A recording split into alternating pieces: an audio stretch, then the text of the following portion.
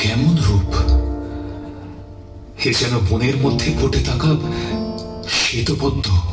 মহারাজ, হরিণ তো পালিয়েছে, কিন্তু মনে হচ্ছে আপনি এখন শিকার।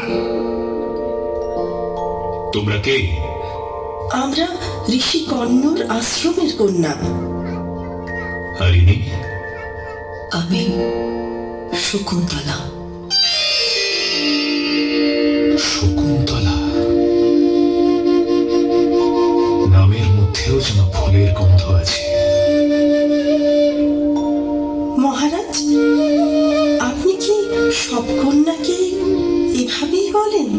না না, সব কন্যা এমন না।